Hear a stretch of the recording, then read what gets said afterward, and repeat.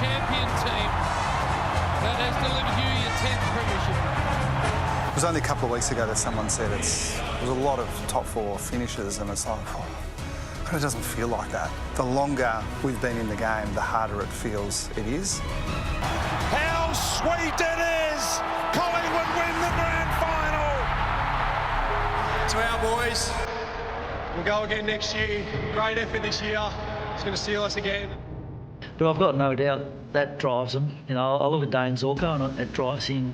You know, he's 35, he doesn't know how many years he's got left to play the game, and he desperately wants to win one. Joey Danaher's the same. The guys in our team are a little older. They lifted in that last quarter. You know, we played Geelong. They're a pretty damn good football club. Gave us a lesson in the preliminary final a couple of years ago. That's an 87-point demolition of the Sydney Swans. Very much living in the moment, looking at what we can control. This time of the year, it's really tough, A, to get here, really hard to get to this position, and B, to be able to progress any further, it's even harder. But you know, we always turn our focus back to what we can control. It's the underdogs. Undermanned and on the road. Richmond are going to bomb their way to the Gabba. The champions are still standing. I think the reality is it's a prelim final. You just know prelim final games more often than not are just real tight, tough games of football that go right to the right. We've been here 4 times before in my time. We're desperate to get through this. We're desperate to get our opportunities. So there's a lot on the line.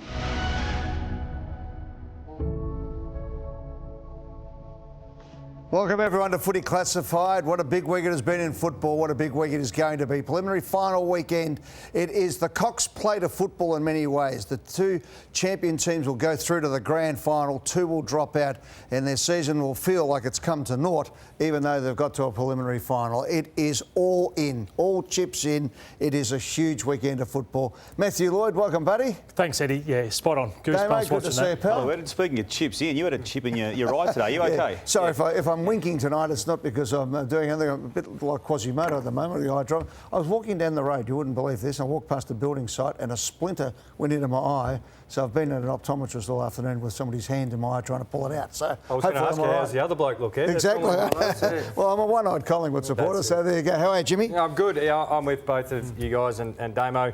Best week in footy. It's electric atmosphere, everything on the line. And all the crowds there, they're all supporters before, you know, corporates and members and everybody else get into it next week. But it's still a great crowd, obviously, at the grand final.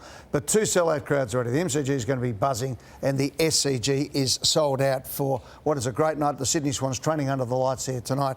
Lordy, let's go through this. Yeah.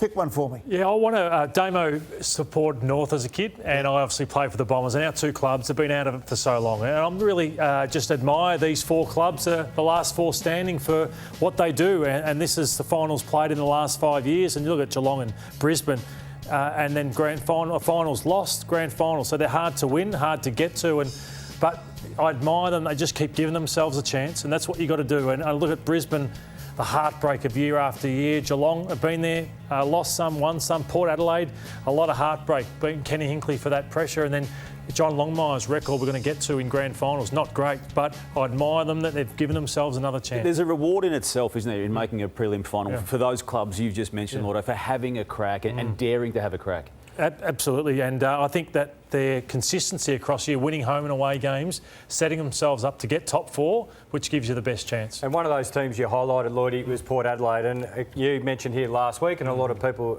agree with you, I do, that Ken Hinkley coaches on emotion, but I think sometimes we zero in on that a bit too much. We see the hands. We see, obviously, last week, his interaction with Sicily and Ginnivan. He's a great hugger, Ken, but it's pretty difficult to just rely on emotion for 12 years. That can last for a year or 2. So there must be something else that Kenny's doing that gets him up from week in, week out that we don't see. You have a look at the sides that he's playing with through the finals. No Farrell and no Houston. We always touch on the opposition small forwards are always dangerous. Well, 2 of your small defenders are out. You look forward to the ball. You know, Dixon, his body is starting to let him down. Marshall, of course, has got the concussion issues. So having the ability to find enough score to put the opposition under pressure. And he's also got the away from home factor this week. He does. He can get that sort of let's go, let's get on the road, let's take them on. And I think that suits Ken and Port Adelaide in some ways. Is the challenge, Damo, though, was that their grand final?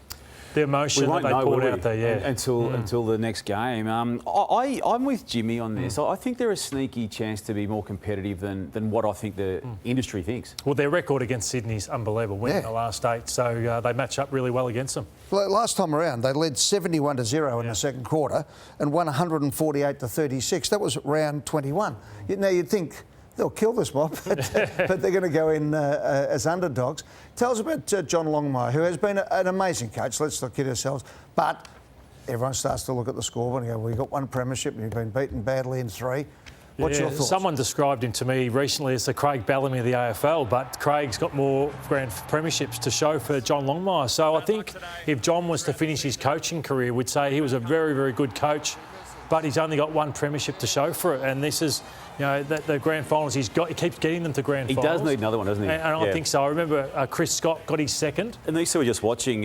He started favourite or near favourite in the 14 and 16 grand finals, Lordo, and they lost respectively to Hawthorn and the Sydney Swans, and then the disastrous one of 2022. Yeah, and I look at the players he's now got at his disposal. So 2 years ago, we used to ask the question, were they not ready for it? And they all said, no, we were ready.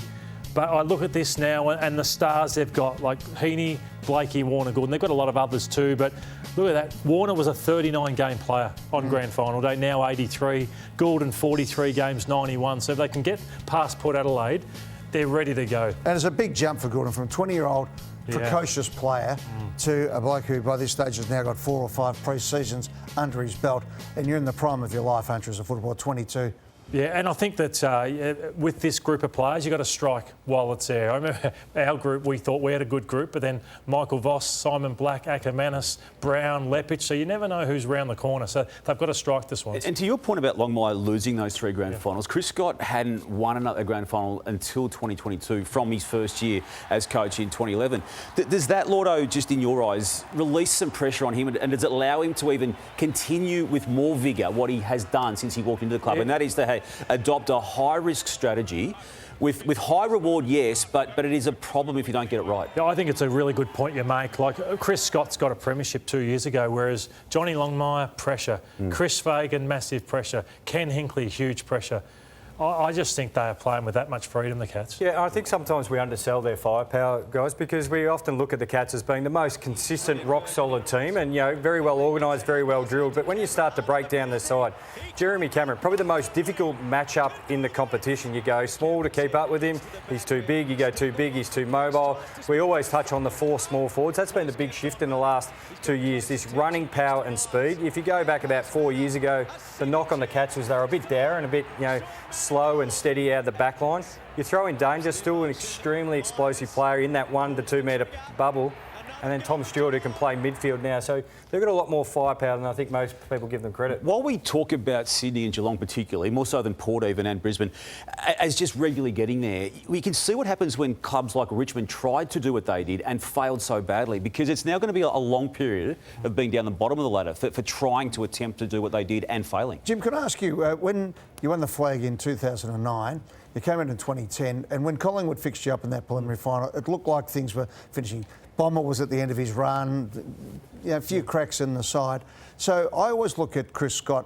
Some people say he inherited Bomber's team in 2011. I thought the exact opposite, that he recreated a side, and he's done that 3 or 4 times on the way through to where they are now. Yeah, I think you touch on there. He's got a great balance of identifying where you can improve, but what you're actually doing well. And can you frank that? Can you actually highlight that even further? And you need to adjust. Lloyd, you just touched on it with your Bombers side. If you just keep rolling out the same stuff, another side comes around the corner very, very quickly and the game style changes. Sam Mitchell talks about that. He wants to be ahead of the trend and curve. You've got to keep spotting these things so you can be ahead of the game. Yeah, well, Mick Malthouse always says if you're not going forward, you're going backwards. If you're standing still, the rest of the competition goes past you. Let's go to Brisbane, because this is almost a fairy tale story for Chris Fagan, who in the middle of the year, and you speak to Chris a fair bit, and I've had some things to do with him, the middle of this year he was just about cooked as a coach. For a number of reasons. For a number of reasons. The knee injuries off the back of last year. The scoreline. The scoreline, the issues with the Hawthorn Indigenous situation, all those things had just got on top of him, and not just him, but the whole club.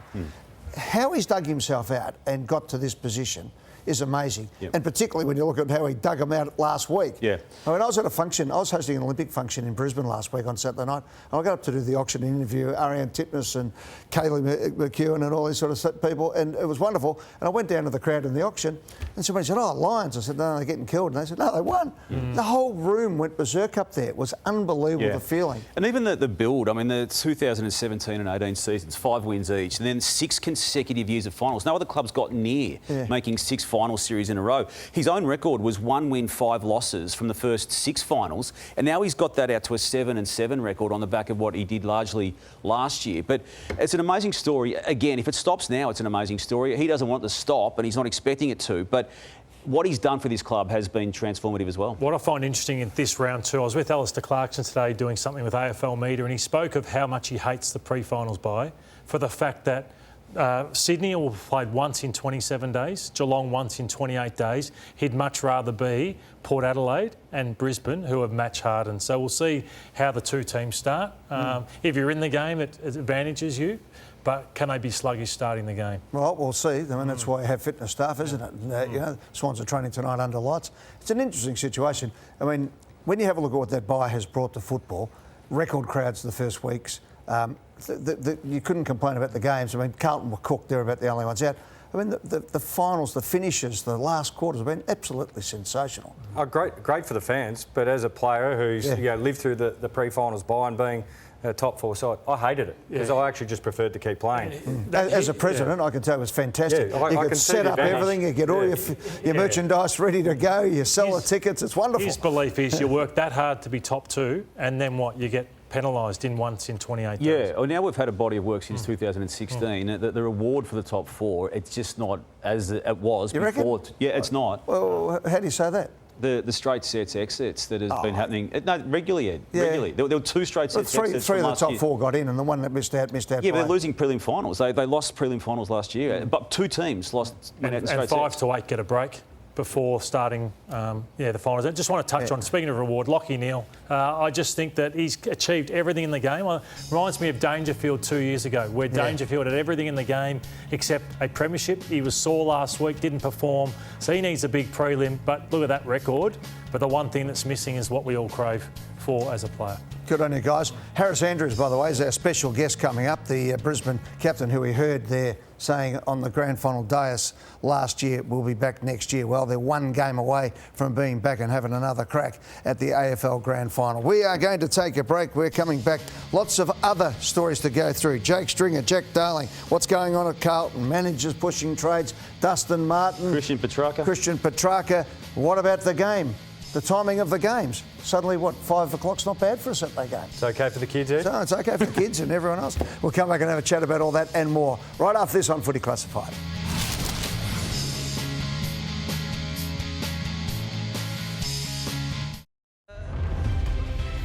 Welcome back and congratulations to all the award winners. Craig Hutchison, Lifetime Achievement Award at the AFL Media Awards, and well done to Tommy Morris for the Best News Reporter. And then Xander Maguire, Ed, a very deserving winner of the Clinton Gribus Emerging Talent Award and accepted his speech via video. Jake Knoll for Best Print and Online Analysis. Luca Rigonano there from 3AW accepting the award for 3AW for Best Radio Program. Great stuff. And Kane Corns, well done to Kane, who won the Alf Brown Award and the Lou Richards Award, which is the best result for a player, former player now in the media. So a clean sweep there. And while we don't have his picture up there, we want to get a shot of the man at the end of the table who received 2 commendations in the 2 big awards. That's Matthew Lloyd, mate. Congratulations to you for bringing great glory to Channel 9. They're all the 9 stable of media personalities who did well at the AFL Media Award last night. But well done to you, Thanks, Ed. I was a bit of a bridesmaid last night, but still nice to be recommended for the job I do. So, mate, can you come back next year? That's what I want to know. I'll be back. You're going to work hard over the summer. I will. Has it got that burning desire within you? Are you the Harris Andrews of the media this year? Of course I will. You're not going overseas to a training camp, are you? No, I'm not. To prepare for next year. Let's get to that one. Okay. In a particular order, let's go first of all. We'll go to this one. We'll go to Petrarca now that you've who's going overseas to a training camp? So let's set this up. So Christian Petrarca has been invited a long time ago by Red Bull to go to a training camp It is a very significant invitation, this. Gary Ablett's gone, Scott Pendlebury's gone in the past, numerous players. And it's a big thing for Christian Petrarca in many ways. And I believe that he sees it very much as his comeback, at start of his comeback from his injuries. However, it does cross with the best and fairest of the Melbourne Football Club, and some would say maybe it was the right thing to do to turn up. Yeah, I would have thought so, Ed. For someone who has had a lot of pushback on people like myself, and I don't resolve from my commentary and my criticisms of the whole brand Petrarca aspect of this, but to go overseas for a private sponsor, Red Bull, on the period of time when the best and fairest of your footy club is being held, having endured allegations and comments and criticisms about your brand, I don't think it'd be something that I would be doing if I was trying to fix a brand. But if you're Gary Pert, you're not going to go up to him at the moment where things are just still a bit ropey and say, mate, turn up to the best and fairest. You don't win. Well, why not? You're out for half the season. Every other player will be going. Know, but it's in a part of the standard player contract. In the last time I read one, that you attend. Maybe they think that it's better. Let's listen to him first, and then we'll come back. Here's Christian Petrarca. Conversations I've had over the past 2 or 3 months with the club have been really healthy, and we've had really robust discussions, and I think that's awesome. I think myself and other leaders of the football club will be having these conversations, and like any workplace or any footy club, you have these conversations throughout the year, and you just want to make an environment a really good one that we love coming to work. Yeah, we'll head off overseas, Bella and I, for a little bit, and we'll do the Red Bull training camp again. I've done that the last 3 years, and for me, it's just been the most amazing experience being able to use their facilities and have access to some of the best, high performance people in the world. Okay, boys, I'll ask you guys. For me, I understand exactly what you say, and I agree with a lot of things you say. At the same time, I think he needs to get out of the country, get over there, get everything going in his right direction. He could leave a day later, Ed. Yeah. He could leave on October 5. Can he? Or is it, I'm not sure, is it crossover? Sure. It might be in the middle of it, that's the thing. Well, anyway. again, he managed to get a reference to Red Bull there on a club-issued statement. Right. What do you claiming why he wasn't I'm with Damo. I think with what he's been through, where he's been seen as selfish a lot through this, I think it's a real lack of awareness. He gets paid his money to represent Melbourne. It's one of their major functions for the year. Imagine the next player turns up and says, hey, Purdy, something's popped up for me. Are you right if I miss the best and fairest? And the next bloke says, am I right to miss the best and fairest?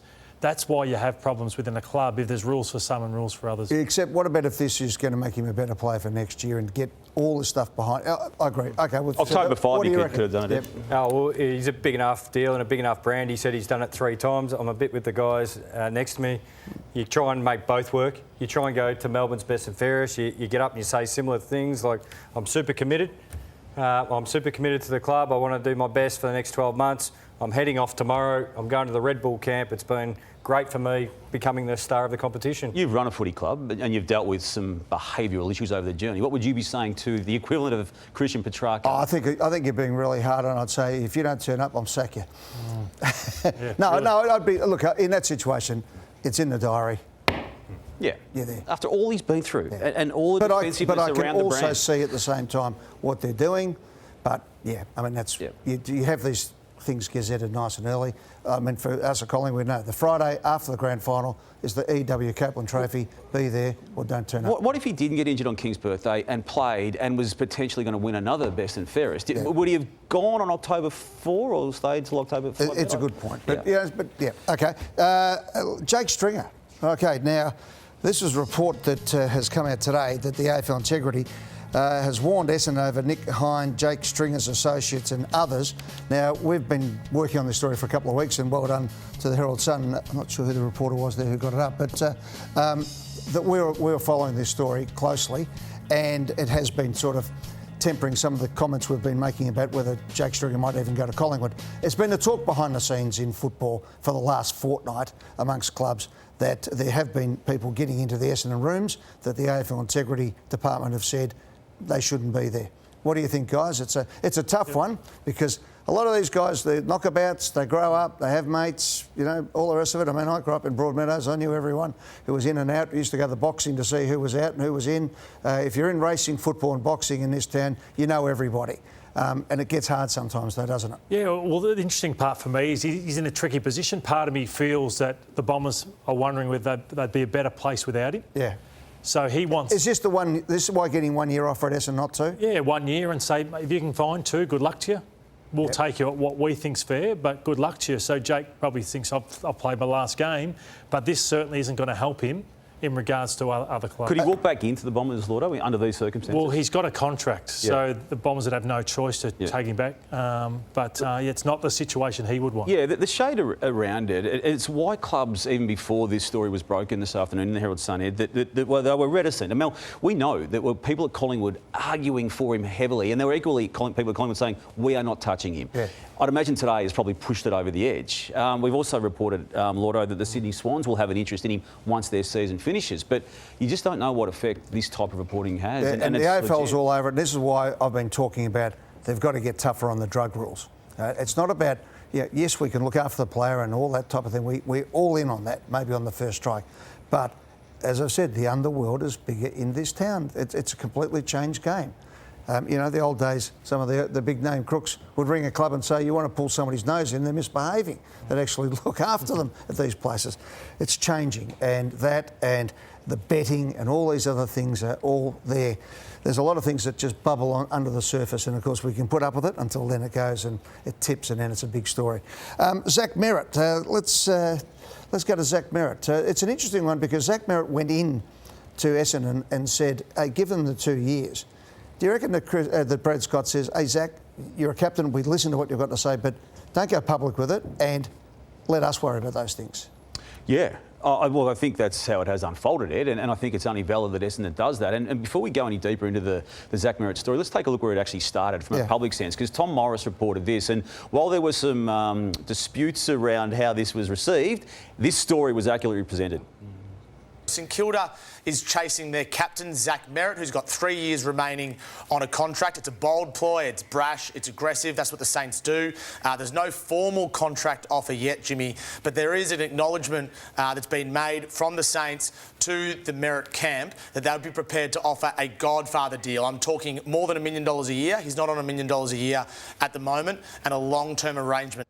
So the denials came and they were expected, and Tom presented it in that fashion. He expected them to come, but they didn't deny what he actually reported. No. And my take on it is, having now seen what Tom had done and made my own calls on it, is that this is nothing more than a potential cash grab from the management of Zach Merritt to get his contract up to the levels that they feel he should be on. Now, he's got a deal that's about $900,000 thereabouts for the next season and a bit.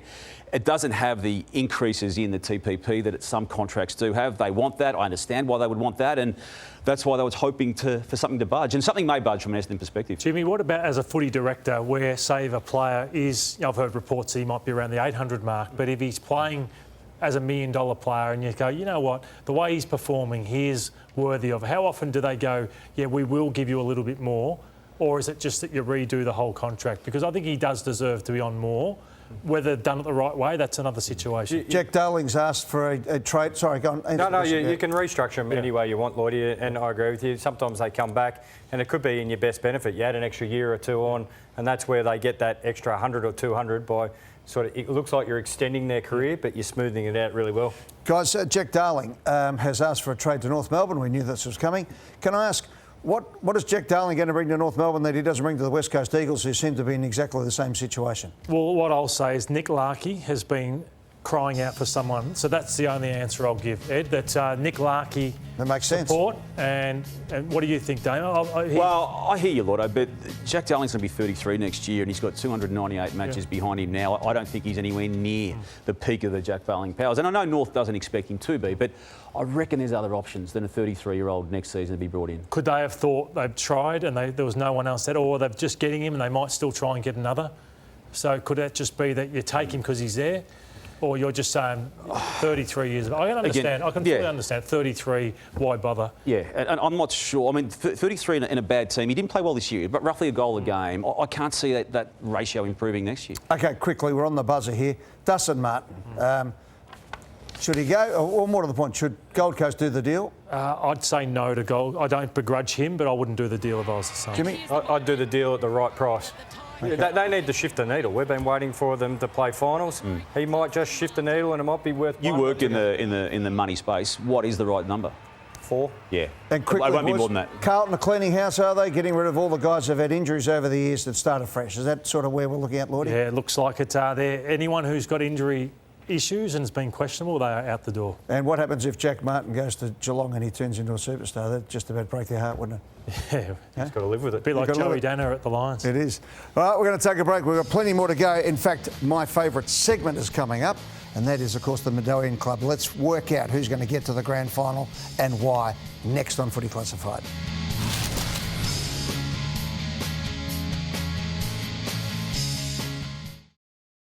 The Coleman medal, the Norm Smith medal, Brownlow medal is Jimmy Bartell.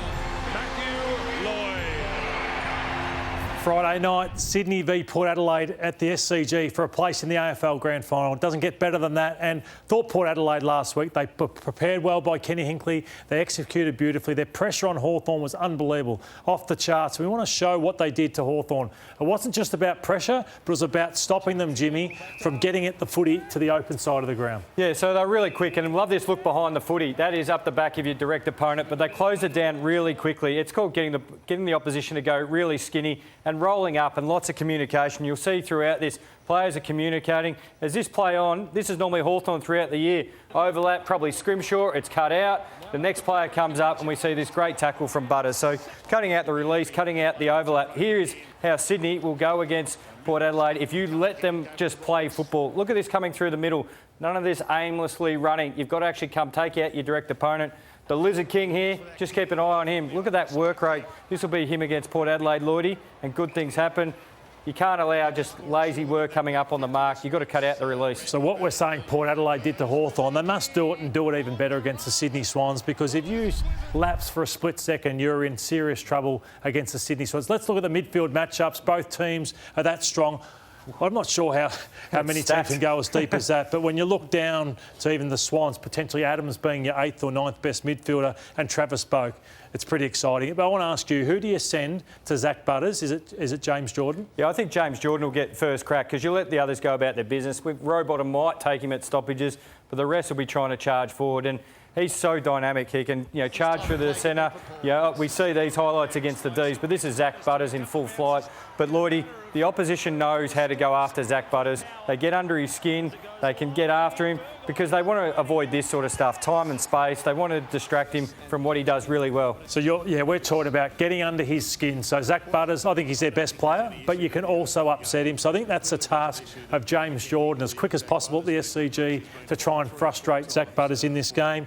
The Swans goal kickers, well, this is where it's interesting for Port Adelaide, because they've got Houston and Farrell not playing, but they don't have the big 60-70 goal kicker, but there's options everywhere, isn't there? Even spread, and they can mix and match. You can bring the tools up higher the ground, and then that leaves Papley, Haywood, or one of these guys coming through the midfield. They can take the goal square, but they just get an even contribution, and they can play many different forms in front of the footy. And I think Papley and Haywood are the two most important of the Swans. Who are some matchups you think potentially for those two? Well, it might be Sin, who came in last week. Bergman took Watson as a small forward. Of course, they still got to cover off the tools. We can have a look at Jones maybe going to Haywood. So it's going to be so interesting, because they're going to have to ask some of them to play a little bit taller.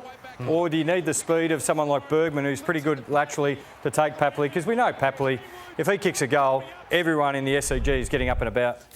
How good's this bloke going? So underrated. You're a wizard, Harry. And he's taken the opposition's best small forwards, and we keep highlighting small forwards being the difference in the game. But this guy is a typical Swans player. By the end of the year, you just go, geez, he's had a fantastic year.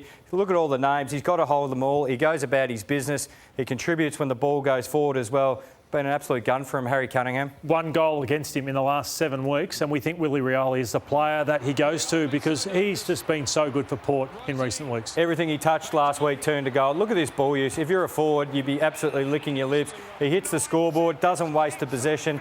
Last 2 years, leads most goal assists in finals, direct goal assists. So whatever he touches and goes inside forward 50 normally results in good things. Look at this, just the balance, sums it all up. Look at the pressure on. Finds out the far side of the 50 here for Narkle.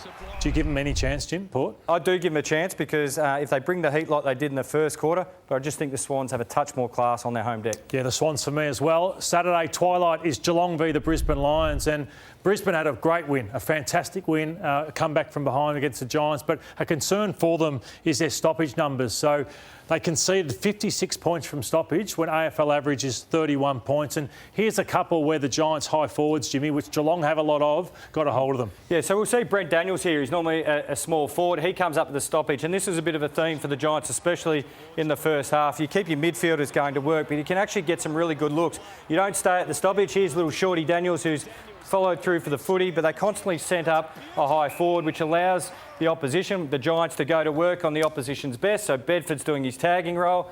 This time it's Toby Green. It's even Daniels up there over on Finn Callan. But speed and movement. At least you're asking some questions of the Lions midfield, who love to get really in tight and win that hard footy, and some good things can happen. And who do the Cats have? They've got plenty of small forwards who come up to the stoppage and like to burst through the front. So they'll have a look at what the Giants did against the Lions. Plenty of movement, and at least ask enough questions of that dynamic Lions midfield. When Ross Lyon was on this program, he used to talk about opportunity and threat. And I think when you play on Dane Zorko, he's a threat because he's just about the best in it, but he gives you great opportunity. So this was him on Peatling, so it was a poor moment for him. Peatling kicks a goal.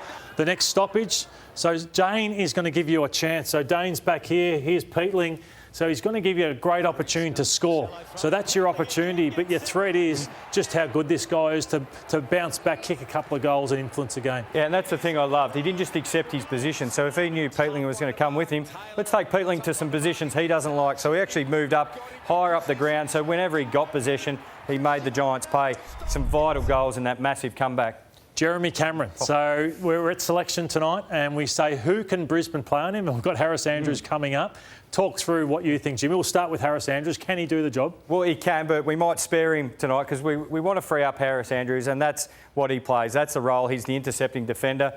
Payne, unfortunately, he's got the big pillow on his knee, and it might be a bit difficult to catch up with Jeremy Cameron. Starcevic, we don't think he's big enough, do we? He's not big enough. Get your running shoes on, Ryan Lester, because I think Jeremy Cameron is going to take you very high up the ground and very deep as well. So I think that'll be the role that we'll see happen this weekend. And I'm going to throw something at Chris Scott at selection, and I am bringing back De Koning for this game because Joey Danaher is red hot. And look at the record that De Koning has had on Joey Danaher in the last two meetings. So last year, 90 minutes for 1 goal. This year, 45 minutes for 0 goals. So who do you drop? Maybe Zach Tui could be the heartbreak. And I'm not sure there's a great matchup for him if they don't go down this track. Well, the good option too with both of them, if they try to go Mark Blitzarves, who took Dixon as well, but De Koning this year playing in the ruck. So the good thing is they can keep that matchup going up to the centre bounce. So if Joey tries to free himself up in the ruck, De Koning can come ruck with him or Mark Blitzarves. And it's probably Henry, potential Blitzarves, you think? Yeah. Yep. Who are you going with, the Cats? I'll go the Cats. Yeah, Cats for me as well. Go on, boys, that was sensational. Looking forward to it. They're going to be fantastic games, no doubt. Damo, who's your tips for the game? Yeah, I've got the Swans and the Cats replay or rematch of 2022. Ed. I'm going to go for Swans and Brisbane only for this. Yeah. Geelong are fantastic, but if they do get through, it'll be a replay of the 1899 grand final between the Swans, South Melbourne, and Fitzroy back in the day. What was the crowd like then, Ed? Hey? What was the crowd like that? Crowd was good. That wasn't bad, yeah. Hey, did you call that one? Or? No, I didn't call that one, but I tell you what they did though, Lloyd. They actually had lights there the year before, and they wanted to play it at night, but they couldn't get the lights to work, so that's how long ago it was. That's all right, and congratulations, mate, and enjoy the rest of your career, okay? Good on you, Lloydie. We're keeping you, mate. Thank you. You're loyal. Yeah. Stick with us. Mate, they win all the prizes and go away. What's going on? We make them, we pump them up. We're going to take a break. When we come back, Harris Andrews is our special guest. He's ready to go in Brisbane right after this.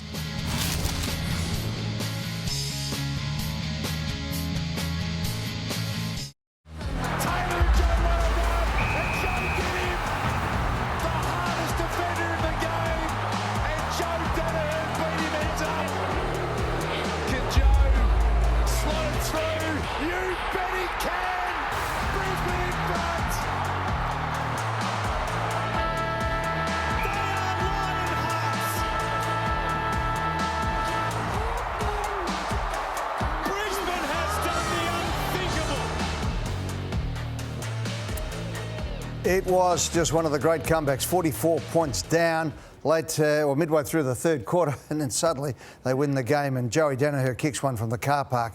Quite amazing. Just before you go to that, you've got a great stat about that position on the ground with Joe Danaher, haven't you? Yeah, I saw somewhere during the week, there's been about 110 shots from there in the last 10 years, and only 25 have gone through from left footers. About 40 haven't scored. Lordy would have kicked 24 of them on the left, wouldn't you, Lordy? Lordy would have threaded it. Hey, Harris Andrews, our special guest. Harris, welcome tonight, mate. You're a great story for your club because you're actually born in Fitzroy and then recruited through the academy at the Brisbane Lions and have come through the system and now the captain of the club, mate. Tell us about your journey. How did your family get from Fitzroy up to Brisbane and then into the Lions camp? Evening, guys. It's a little bit of a stranger story. My old man's from actually down your way, Ed, Broadmeadows. So he spent his time down there and then moved up to Queensland and met Mum. After they'd met, they sort of come to Queensland. So fortunately enough, I was up here, grew up in Brisbane and got into AFL sort of off the back of my old man being a big Essendon fan. So played it ever since being a young fella, and certainly amongst my schoolmates, it wasn't the most popular sport. So, it's been great. The academy was huge for me and, really, really proud to be at the club, I guess. Oh, mate, no, you're my favourite player now from Broadmeadows, mate. Fantastic. There you go. I'm on the Brisbane camp. I'll take that back, okay? Hey, Harris, we saw earlier, we replayed a little bit of last year's grand final when you were on the dais and you said, right, we'll put it behind us. We're going to come back next year. It's been an up and down season. Injuries, drama, the coach under pressure. Even last week, 44 points down halfway through the third quarter. It has been a remarkable season of resilience. Take us through what the feeling is at the club at the moment. Yeah, no, you're right. It's been certainly a challenging year. I think we all came back super fit and motivated, ready to go for pre-season, and we just didn't quite get off to the start we wanted. And as you said, we went through a bit of a roller coaster through that early part of the year, and we got to halfway. I think we were maybe 4-6-1 at the bye, and we were doing a lot right. Fags was able to sort of break that down for us. We went through a lot of the key sort of indicators and stats and stuff like that that's important to us as a group, and we were actually doing quite well in some of those areas. We just weren't probably capitalising in the front half as well, and some of our accuracy issues were letting us down. And we came out in the second half of the year and were able to get a bit of a run on, which was good. And we've had a real, good philosophy at the club of making sure that we're playing on edge each week because we don't have any room to slip up. So, it's been a very different year to probably years gone by, but it's been a crazy year all round in the AFL. I think you look at results week to week, there's nothing that's too consistent. So, we're just excited. I think the weekend was probably a fair representation of our season, but the fact that we're still playing is really exciting and the vibes are great.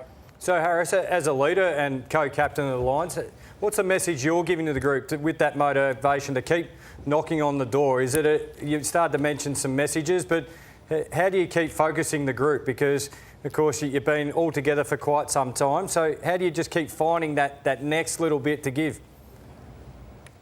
Yeah, it comes week by week. Like as I said, we sort of talked about walking on thin ice halfway through the year. If you're walking on thin ice, you may as well dance.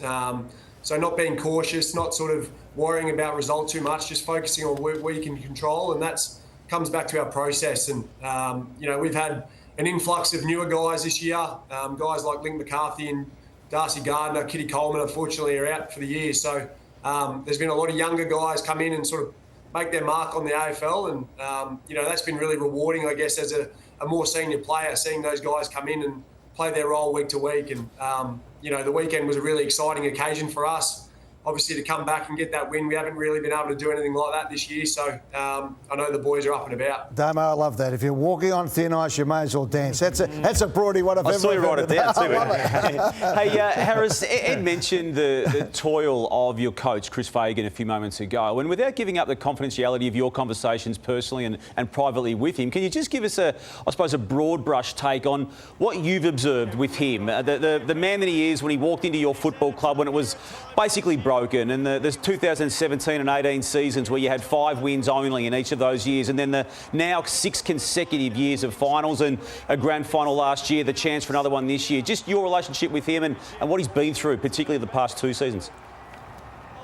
He's been as big a part of our resurrection as anyone. I still remember when I met him for the first time in 2017, and he sat me down and sort of talked about where the club was at and what I think the club needed to work on. And his ability to maintain positivity, give trust to the playing group, his staff, has been incredible. It's really empowering, and he's done such a great job this year. He's as all head coaches probably do a little bit. He's probably ridden the roller coaster a little bit in his own personal time, but his ability to turn up to the club each day with a real clear focus on what we need to improve on and try and drive that constant improvement has been unrelenting. And we absolutely love having him up here. It's a joy to come into the club and work with him. And I couldn't be happier for him that we found a way back to the prelim. And at the end of the day, we're just going out to play for him as well. Hey, we've got vision last year, Harris, of Billy Frampton playing on you, and that's the job players now get. So it's a great respect to you. What players did, even Will Hoskin-Elliott this year at the MCG was to try and stop you. So how do you cope with that? And do you find there's a lot of different ways they're trying to combat your intercept marking? Yeah, it is. It's definitely a challenge that I face from time to time. As a defender, you sort of push that boundary a little bit, trying to impact in the air and assist at ground level and stuff like that. And as you mentioned, Lloydie, teams are starting to put a little bit more work into it as we do with other teams and some of their great intercepting defenders. So, you take it as a bit of a badge of honour and, there's different challenges that come along with that. I probably won't delve into them at this current moment, but I really... Oh, we've just got a drop out there. Can we? I think we're going to go back for one last question, but we might leave it at that there. You there, Harris? All the time with my positioning and. Yep, we got you back there, mate. Harris Andrews. Got me? Yeah, Harris. Got me, hang on. Last question to you, mate. When Joe Danaher was lining up from the car park and you've got your season after everything on the line from Joe, do you thinking, I better ring the travel agent because we're finished? Or did you think, yes, this is the moment he's going to pull one out? I'll be honest, I thought he'd kick it. I had a quick turnaround and saw Ryan Lester behind me and I sort of looked at him, gave him a wink and crossed my fingers. Joey's got a funny way of kicking goals like that. And, I said to him after the game, he's probably missed a couple that he wished he would have kicked this year, but all is forgiven. I think the one that he needed to kick was that one. So, it was a great effort. And, we love having Joe here at the club. He's an unbelievable teammate in person. And to see him step up in those really clutch key moments for us was exciting. Good on you, Harris. Hey, we've loved having you on the show, mate. Thank you for being so expansive with us. Good luck on the weekend. We really hope you do well. And say hello to your dad for me, mate. Beautiful. Thank you very much, guys. Harris Andrews, what a star. And he is an ambassador for My Room. And don't forget, Channel 9's My Room Grand Final Spectacular is coming up. So next week, we've got Sunday Footy Show, Footy Furnace on Sunday night, Footy Classified special night for the Brownlow Medal on the Monday. Also, is it Monday? Tuesday, sorry, on Tuesday. Then, of course, we'll be back Wednesday. And then the Spectacular at Crown. What about this? At the Palms, Thursday, September 26, 7:30. A fair income, free-to-air footy show to launch the grand final. How good's that? Right here on 9, eh? Like the old days. Like the old days. We're back in business. And as I said, all the big games across the big screens, live at the pub and sports bar and jackpot bar at Crown. Come down. We're going to have a lot of fun. Billy Brownless might be pulling at the wheel or something like it anyway. Where's the wheel? Where's the wheel? We're going to take a break. When we come back, Lexus of Blackburn have got a magnificent car for grabs for the Player of the Year, for the Player of the Round. We'll do all that next on Footy Classified.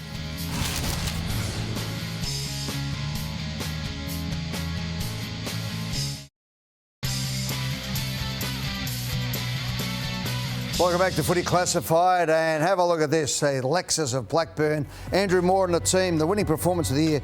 Couldn't get there without a great team behind them like they have at Lexus of Blackburn. Dedication, the magnificent cafe-style showroom, and boys, as I always say, some of the best coffee in town. See Andrew Moore and the team at Lexus Blackburn for all your Lexus needs. We're going to give two of them away. One for the Lou Richards medal for the Sunday Footy Show, and this one, boys. Let's have a look at the best plays of the second week of the finals. Who we got? I've got Joey, and he didn't have the perfect game, Joey, but he was the clutch player late, and they wouldn't win without him. So he gets lucky there with that tackle, but it was just the moments late on one of the great defenders of the modern times in Sam Taylor. 4 goals. We haven't even shown the one from the boundary, and then to do that straight off the back of it, that was unbelievable. And they also weren't winning without the efforts of Will Ashcroft too, Lordo. It's hard to believe that he is only a second-season player and has had to endure a knee reconstruction inside those 2 seasons of football. And to be doing this in your second final, just his 11th game back from that knee reconstruction, an extraordinary performance of a man who plays with a maturity beyond his youth. Well, speaking of maturity beyond his youth, Damo, Jace Burgoyne, one of the more famous names you'll have at Port Adelaide, the Burgoyne name. When the pressure was red hot, he was the one standing up for Port Adelaide. In particular, the first half, he was everywhere, brave, going back with the flight, plenty of footy, used it really well. Magnificent game from the youngster. If you reckon Burgoyne's a famous name, what about this one? Rioli and Willie Rioli. An amazing story in itself after his travails at the West Coast Eagles, where it looked like he might have been rubbed out for years with a drug sample issue. And he has come back, he's changed clubs, he's gone to Port Adelaide, and he has just been unbelievable. Talk about great touch and finesse and knowing where to be. He is just an absolute natural footballer who makes the most of everything. Who do we go for, boys? It's got to be the power forward. I think it does this week. Yeah. Joey. I'm with you. Yep. Well, there you go. It's the small forwards who'll win it for the grand final, but anyway. Hey, this is what you win. Have a look at this. The winner of the performance of the year. Driving home the fully loaded Lexus LBX. You know what it's like, don't you? It's like a spaceship. It is, thanks to Andrew Moore and the team at Lexus at Blackburn.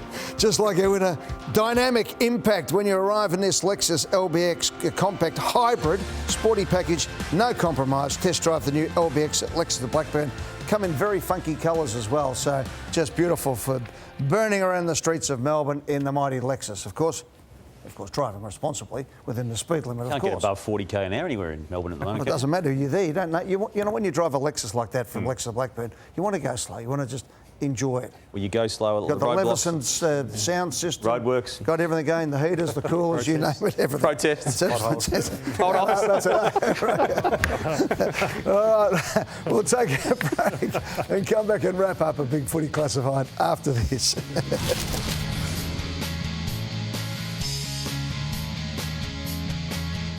Best grand final goals. 2018 West Coast Collingwood, Dom Sheets-Zilla. Oh, number one. Oh, that is actually the kick that you dream about.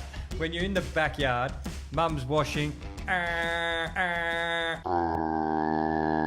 you look over, you know, I'm going to kick a goal to win the grand final. You didn't even go a snap, drop punt. It was actually dead centre. We won't talk about the build-up too. We went through that build-up.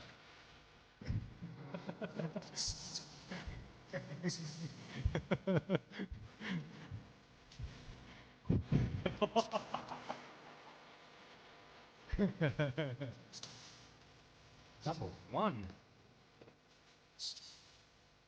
What are you giving it, Ed? Number 5, I guess. That's bullying, you know that, don't you? I think I'm joining Lloydie on that. Your eyes have been watering since then. That's what it is, darling. I didn't get a splinter in my eye today. Where are we going tomorrow, Lloydie? What ring Kane, I think. There's nothing left over there. Don't worry about that. They're starting to sack everyone over there. Oh, did I say? Oh, no, not yet. But anyway, it's coming. Now, guys, let's have a look for the tab. These are the goals we think the best goals in grand final. This is my one, obviously as a Collingwood supporter. 17-minute mark first quarter. Essendon on top, picked up by Dacos. Give us a miracle, Pete, and have a look at that. It was so tight it nearly got jammed between the goalposts. It was absolutely magnificent, and that sparked Collingwood to break a 32-year premiership. You love this one, Lloyd. Yeah, I love. Apologies to Michael Long in '93, but Aussie Jones, I was here to watch this. My mate Kane Johnson, who I was playing junior footy with a lot of, he was playing for the Crows. But I just thought this from Aussie Jones, losing side. Oh, they're winning at that point in time. Yeah. On his non-preferred was unbelievable. The king of grand finals in recent memory. 3 Norm Smiths, big moments, becomes big goals. And this one for me, look, this put the absolute, the cats to the sword. Yeah. Wins it, shrugs the tackle, snap from the impossible pocket. Just Dusty, the legend, just kept growing after that snap.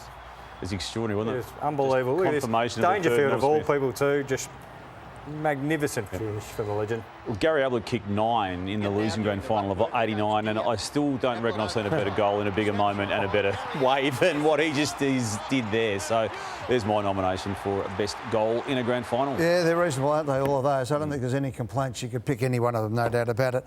All right, that's thanks to Tab. Good on you, Gil, for getting behind us here on Footy Classified and, of course, on the Eddie and Jimmy podcast, which will be out on Monday morning. Hope you've enjoyed the show. Good luck to the 4 teams. Unbelievable. The preliminary final coming up in this weekend. Don't forget, Sunday footy show, Footy Furnace Sunday night, Tuesday for Footy Classified, Wednesday Footy Classified, and then the My Room extravaganza from Crown the Palms on Thursday. Footy's away ground. We do it better than ever, don't we? It's fantastic, and well done to all the winners at the AFL Media Award. Good night, everyone.